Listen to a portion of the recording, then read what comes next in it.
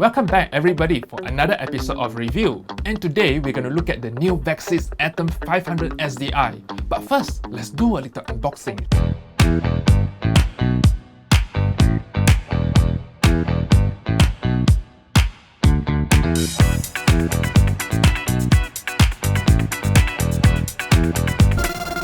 You are watching RMP TV. It looks almost like the first Atom 500, except for the SDI port over here, and it looks slightly longer. Here's a full spec comparing the two.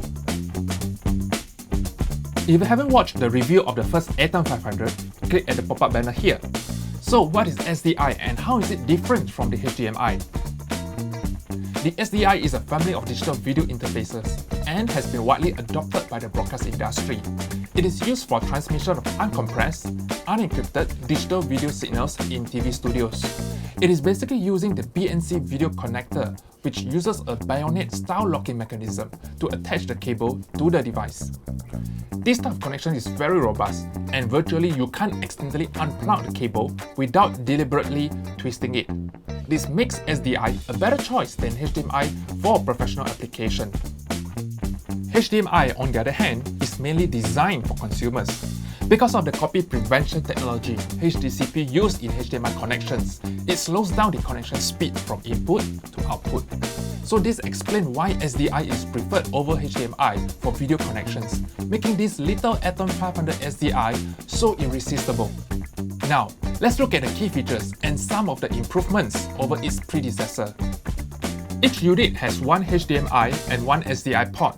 This is the 3G SDI, which can support up to 1080 60p. It has 500 feet transmission range with latency of less than 80 milliseconds, which is slightly faster than the HDMI version. Let's find out if SDI has lower signal latency than HDMI as mentioned.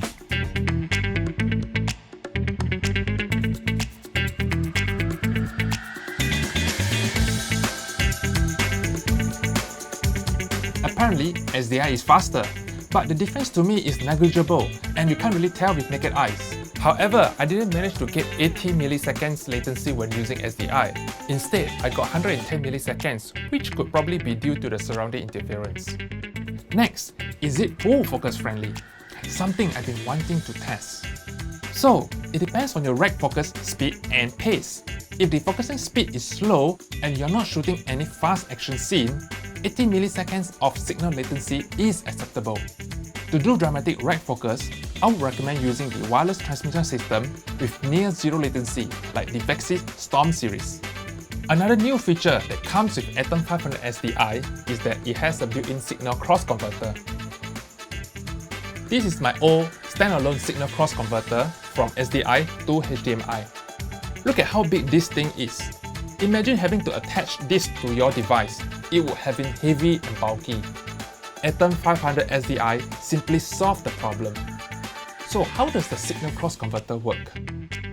When you connect the transmitter using SDI while the receiver using HDMI, or vice versa, the devices can still communicate without the need to turn it off and on again. This feature is usually available in higher-end models.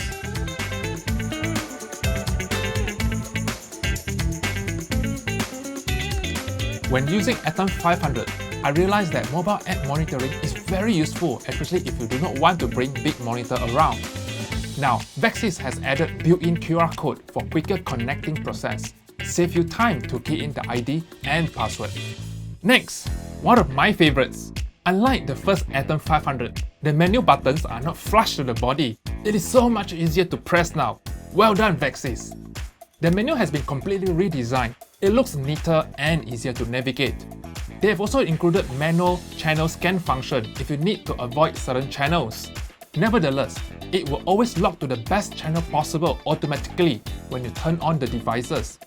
My advice is, whenever you move from one place to another, you could either use the manual scan function or simply restart the system to search for the best channel automatically.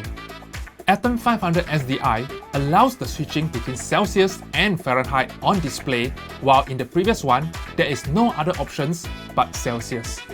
One more thing I would like to point out is the enhancement to the battery plate. This is Vaxis' patented design. The stainless steel shrapnel makes the battery less likely to fall off accidentally. Okay, what's my conclusion on Atom 500 SDI? I definitely love the built-in signal cross converter. It is so versatile and useful on set that I could use it on equipment with SDI or HDMI port without a separate signal converter. Second, it is small and compact, easy to pack into my camera case.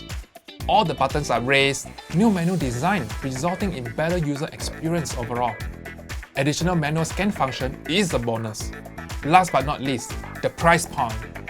This is one of the most affordable pro-consumer video transmission systems that comes with SDI and HDMI port in the market today. It will surely benefit those on film set, from filmmakers, videographers, to sound recordists. Is there anything that I don't like about it? Yes, currently there's no low battery warning. There is a battery voltage display, but it is not really useful for me, to be honest. A few times we were caught off guard when the battery died during filming. I think that's pretty much about it. Overall, it's a great product that will bring value to your production. I also want to applaud Vaxis for coming up with cool skin wrap design, which I think is really thoughtful. Before we end, let me tell you something. Ever thought of Atom 500 SDI in gold version? I'm not talking about stickers or skin wrap.